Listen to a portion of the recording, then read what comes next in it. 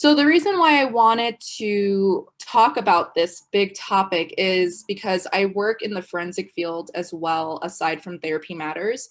I have a lot of clients who have narcissistic personality disorder or is somewhat on the spectrum, even if they don't have the full-blown personality disorder.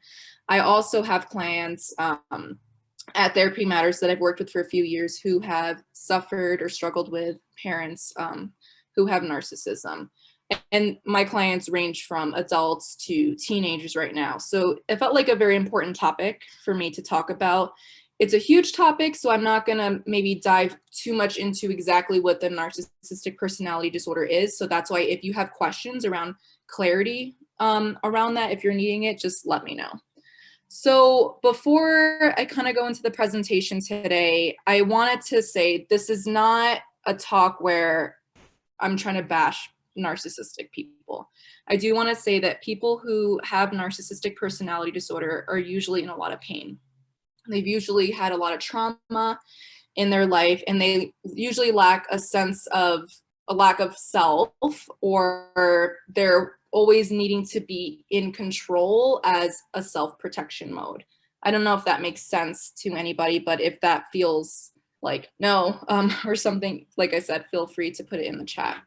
So I wanted to talk about what it would look like possibly to grow up with a father or a mother who is a narcissist. Oftentimes as a child, they could really either be praising you, telling you you're amazing, or being really self-critical. So this is a common theme of praising you, building you up, and then tearing you down. It is a form of manipulation, a form of control, and it leaves the child feeling extremely confused, extremely insecure, and a lack of safety. Oftentimes it can cause dependence or codependence in the relationship, because if you, obviously it feels good to get compliments and to feel like you're doing a good job. So if your parent is really disappointed in you, you're going to do everything you can to get that little hit of praise, even if it's not, even if it's short-lived or it's not a long-term thing. It's going to feel really a sense of gratification for you to feel like your parent loves you, of course. Not to say that children of narcissistic parents, not to say that they don't love you, but oftentimes, most of the time, it's all about them. It's about being in control. Some common behaviors that you'll see with narcissistic parents is gaslighting. I don't know if people know what gaslighting is, but usually it's telling you something didn't happen, or setting you up to feel like you're crazy, or you're the one to blame, or you're the problem. And the reason why this happens so much is because people who have narcissistic personality disorder can't access their own emotions. And because they can't access their own emotions, they need an outlet or some way to let it out or manifest it. So what I tell my clients is, growing up with a narcissistic parent, you will often be a stage for your narcissistic parent. And what I mean by a stage is, for example, if I'm not able to express and say I'm feeling sad or I'm feeling angry, I'm going to evoke that emotion within you. And then you are going to play or act out that emotion for me as a narcissistic parent. And I'm going to watch you like you're a movie. And I'm going to get off of it in a way of, it feels like a release for me. And then I can say to you, wow, you're really angry, or wow, you're just so depressed. And it's a great way for them to project their feelings onto you. And then you sort of take that on. You are their mirror. You are a representation of who they are. So to remember that when you're having a conversation with a parent who's a narcissist, remembering that they're pretty much looking at you like they're looking in a mirror, or they're objectifying you. I want to stop there and see real quick if there's any questions around that. Does anyone have any questions or they want to put in the chat real quick before I continue? No? No? Okay, good. I just want to make sure. All right. Also, parents of children of narcissistic parents, the parents lack a lot of boundaries. Like I was saying earlier, there's a lot of manipulation happening there. There are 3 types of roles that I'm going to talk about today. There's many roles, but these are the 3 main roles that often children of narcissistic parents will fall under. So the first one, and certainly there's many more, is called the golden child. So you might have experienced this if you have multiple siblings, but if you're an only child, you might have fluctuated between these three roles and then felt extremely confused on your own identity. So the golden child is the perfect child. This is everything that the narcissistic parent that they love about themselves has projected onto this child. So this child ends up becoming an overachiever. This is the favorite child, the perfect child, the child that can do no wrong. They're everything that the narcissist likes about themselves. So oftentimes the other two siblings will feel, or other siblings in general, will feel like triangulated, or wow, I'm not as special as this sibling. And this can happen even if you have five siblings. You can have two golden children. Oh, seems like, okay. Mackenzie said that she'll be right back. It seems like you can have multiple of these roles fluctuate, and even like I was saying, if you're an only child. So there's a golden child. The second one is the scapegoat. The scapegoat is often the parts of the narcissist that they don't like, okay? So they will project this onto their child, and the scapegoat will look like the rebel of the family. They'll oftentimes challenge the narcissist. They'll say, no, that's not okay. No, I don't like that. And the narcissist will say, you're wrong, you're bad, no. And usually scapegoated children will end up growing up with either addiction problems, just a lot of codependent behaviors, being really reckless, feeling like they're always going to be in trouble. And that's because that narcissistic parent can't look at themselves, and the scapegoat really reflects that to the narcissist. So it's a threat to the narcissistic parent. The last role is lost child. So the lost child is the part of the narcissist that they can't identify with, meaning they don't even have access to this part of themselves because they really don't like it, or they don't want to look at it. So this child will end up just kind of isolating from the drama, really avoiding the narcissistic parent, not wanting any communication. So they develop sort of an avoidant personality, and they often go into a fantasy mode. They can really they're really good at going into their mind and escaping situations. So they're also really good at just being agreeable and compromising and going along with the narcissist. And that'll then make the golden child, and at times the lost child, they can be in alliance with each other, and then it'll make the scapegoat feel like, wow, I'm the bad child in the family. Any questions with that before I move on? Nope. Okay. So what I wanted to talk about is, once we have this information on maybe my parent is a narcissist, what do I do with this? So the biggest thing that you can do with a narcissistic person is setting boundaries. They don't like boundaries because they want to be able to be in charge. And what I was going to say earlier too is something to research is that there's also multiple types of narcissists. So there's not just the grandiose type of narcissist where they're outwardly proud or self-centered. You do have a narcissist with what we would call a vulnerable narcissist. A vulnerable narcissist is someone who is more emotional. They come off really caring and needing a lot of attention, and it seems like they really care and they really want to help you, but at the same time it's really all about them. So they seem a little bit more fragile, and they could be more codependent, so this can be a little bit harder to detect.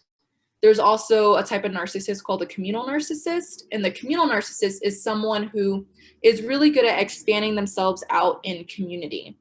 They're really good at being helpful or charitable. They can set up nonprofits. That all reflects, I'm a good person. Look at my family. It's all a show so that behind closed doors, they can treat family and friends like crap. And then when their family and friends speak out, then they can go back to the community and say, no, my community thinks I'm really great. It's all of you guys that are the problem. So keep in mind that if you can resonate or relate to the things that I'm saying here, you might want to research first what type of narcissistic parent you possibly had. So going into the boundaries, I wrote down some boundaries here. So the first step is, when you're setting a boundary with someone who is narcissistic, you do not need to justify your boundary. simple as that. You don't need to explain yourself. You can say, this is my boundary, okay? 2, leave a situation when it starts to feel unhealthy, okay? So if you know that there's a certain dynamic with your mom or your dad around the holidays or whatever, taking care of yourself is a priority. So you can say, you know what, I'm not feeling really good about this situation right now. I'm gonna have to take a step back or take a break or take an hour or 2 to myself. No ifs, ands, or buts. They don't get to say, no, nope, done. I'm gonna step aside. 3, you can decide what you can or can't tolerate, okay? I understand that there's certain dynamics or situations that we feel like we can't get out of, but writing a physical list of, I'm not okay with this abusive behavior because it is abusive, and setting those boundaries just for yourself. You don't, again, have to tell anybody it. 4, calling out the behavior, okay? You can say, are you trying to make me feel angry? Or I'm noticing you're doing this, and when you do this, it really hurts my feelings. And that'll be good information for you to know to see if they're getting defensive with you. And you're letting them know, oh, let's see. Okay, it says, how do you keep those, there's a question. How do you keep those boundaries when you are trapped in space with them? Like you're staying at your parents' house during the holidays. So what I like to do is call safety plan, creating a safety plans, whether that's when I get there, knowing what the triggers are, writing those triggers down for me, how to avoid the triggers. Also knowing when you're going to have conversations. So for example, I have a client who knows that when her mom drinks alcohol, she's like, I'm not going to talk to or engage my mom when she's drinking alcohol. I'm going to be quiet. I'm going to listen to what my mom has to say. And then by 8 o'clock, I'm going to say, okay, mom, it's time for me to go to bed. Being very direct with the narcissist in what your schedule is. You're not revolved around their schedule. Okay. And creating physical space. If you know that they want to be in the living room, you say, you know, I'm going to go outside for a walk, or I'm going to go up to the bedroom, or we can sit here in the living room together, but I really don't feel like talking. Okay. Just remember that the narcissistic person needs you more than you need them. Okay. Does that feel helpful, or is there a follow-up question to that one? Okay. Doesn't look like it. Also, don't underestimate the power of narcissism. Okay. This is a very extreme personality disorder. Even when you feel like things are okay or they said sorry, they can be highly manipulative because that's all that they know. They see everything as a threat to their psyche. Okay. So if you're really feeling severely confused or like this is really emotionally abusive, you need to get out of that situation immediately and seek help from a therapist, from a friend. It is really hard to get out of narcissistic abusive relationships because you start to feel like you're the one that is the problem. Okay. And then it says, what I wrote down here, if your boundaries are crossed, there's a consequence. So that they learn they cannot cross your boundaries. Okay, so you cross my boundary, I'm not going to talk to you for 2 weeks. And you can say to them, I'm not going to talk to you for 2 weeks, or I'm not going to talk to you right now. I need space, or I'm not going to let my kids come over here anymore. Whatever it is. Yeah, I'm trying to think. Let me look at my notes here real quick to see if I missed anything on narcissistic parenting. Nope, I don't think that's, oh. So one thing that I was going to talk about is people who have narcissistic parents. Yes, I think I talked about this earlier, but often grow up very insecure. So they might attract romantic partners who are also narcissists. This is not because you're wanting to be in another narcissistic relationship, but your brain recognizes what's familiar. So if you grew up in a very traumatic household, you might trauma bond with someone, or you might attract someone who's narcissistic because that's all that you know. So if you are feeling like, wow, I just attracted someone that is exactly like my mom or my dad, that's something to sincerely go to therapy about, because you'll just be in this cycle of abuse for a very long time. Because if you didn't get your needs met by your parents, you're going to try to do that in the romantic relationship. And I can promise you it's definitely not going to go well. And oftentimes, children of narcissistic parents can either become narcissistic themselves, and it doesn't have to be the full-blown personality, but you learn traits in order to survive. Or you can struggle with severe depression or severe addiction, like I was saying earlier. So this is important to have self-awareness around if you grew up with a parent who's a narcissist. That's sort of, I mean, I talked probably faster than I'd like to, but that is, let me see. I think we have more questions. Mackenzie, give me one second. Someone put here, how to get clarity around relationship with my mother. I don't know specifically who that person is, so I can't answer to that unless that person is here and wants to ask me a specific question. I think I just answered this. Having been raised by a narcissistic mother, how do I identify and avoid attracting narcissistic people? So a great way to maybe first see if someone is narcissistic is usually they will build you up. Like I was saying earlier, they'll be really sweet. They'll make you feel really special. And and I always tell my clients, journal how long that interaction lasts. So how long were they nice to you? When you guys got into an argument, did they give you a gift? And then how long was it until the abuse started to happen again? If that starts to be very consistent, then you will know that you're in a relationship with a narcissistic person. If someone is that self-critical, or if they can't hear your side, or if there's a lack of empathy, or if they're telling you that you're wrong all the time, your perception is wrong, I mean, those are red flags right there. How do I develop confidence in making decisions after growing up being constantly questioned wrong about everything? Okay. So I would say in therapy, learning on how to have a sense of self. I have a client who, her mom was really hyper focused on self-image growing up. So nowadays she dresses like in really baggy clothes on purpose to bother her mother. She's like, screw that. I don't want to be beautiful. And I asked my client, well, what do you want? Rather than doing everything for her, towards her, against her, how do you actually want to dress for yourself? So those are some questions to ask. Like, when I'm doing certain things, am I doing it out of fear? Am I doing it because I'm feeling rebellious towards my parent? What do I actually want for myself? Because oftentimes that gets lost because you become a representation of the narcissistic parent. And you need to teach them how you want to be treated. And it's a lot harder to do that when you're a kid because you're so dependent on your parents. But as you grow up and you become an adult, you have autonomy and agency, and you can start to work on that confidence building with a therapist, with a friend, or through self-help books. It's really going to be your own journey on how to let go of those wounds. And it's a long journey. Trust me, I've been working with clients for several years. It says tips for starting that boundary setting process. So what I like to do is you writing a list about things that bother you in your life that someone who's narcissistic does, okay? And writing your own values and what you feel is going to be best for your needs. So once you can first have that list, then you can strategize on, okay, how am I going to actually make that happen? Whether it's my mom wants to talk once a week, that doesn't actually feel good for me.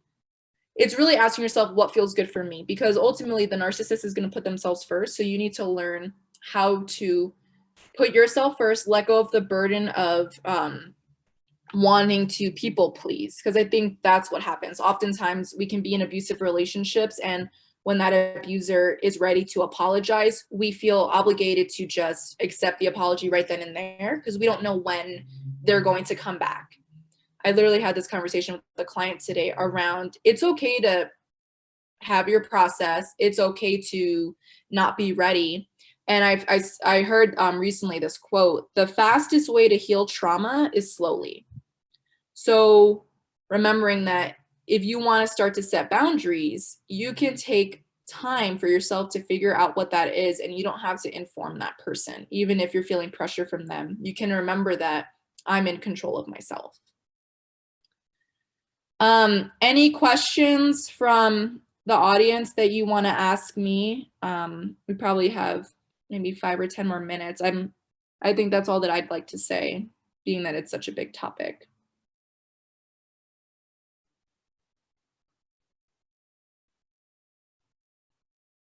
Nope, can't tell if someone's typing. Okay.